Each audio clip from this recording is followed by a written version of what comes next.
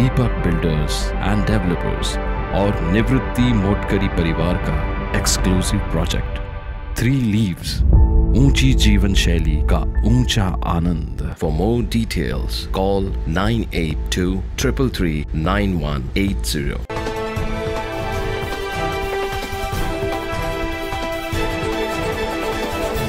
आता जर भर वस्तीत असलेल्या चंदनाचं झाड तोडून नेल्याची घटना आणि ती ही पोलीस वस्तीत घडत असेल तर काय म्हणावं। याबाबत सविस्तर बातमी अशी की सोमवारी मध्यरात्री नाशिक शहरातील राणेनगर येथे पोलीस कॉलनी आहे आणि त्या ठिकाणी ही घटना घडली। आजूबाजूला रहिवासी परिसर असून देखील भर वस्तीतून चंदनाचं झाड तोडून नेल्यानं आश्चर्य व्यक्त होत आहे।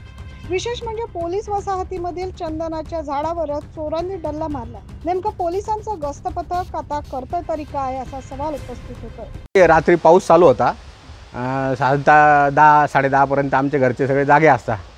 रात्री पाऊस चालू होता, मग जेवण वगैरे करून झोपले, पण पाऊस चालू असल्यामुळं आणि इथे सगळं अंधार आहे। मागे इथे मागच्या बाजूला कोण राहत नाही, हे शेजारच्या बंगल्यात लगेच नाही बाजून, पण त्या बाजूने आहेत।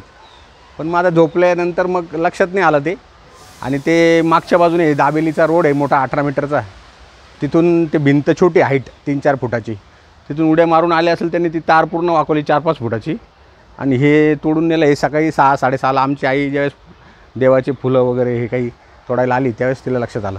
1976ला आहे ना, चंदनाचं झाडं होतं, आजोबा पोलीसमध्ये होते, त्यावेळेस त्यांना कोणतरी रोप दिलं होतं भेट स्वरूपात, तर त्यावेळेस लावलं होतं।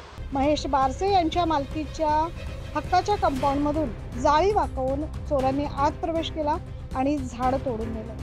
बारसे यांना सकाळी ही बाब लक्षात येताच त्यांनी तात्काळ इंदिरानगर पोलीस ठाण्याशी संपर्क साधला। याचा पुढील तपास इंदिरानगर पोलीस करतायत। 9 न्यूज महाराष्ट्रासाठी प्रतिनिधी नितीन चव्हाण।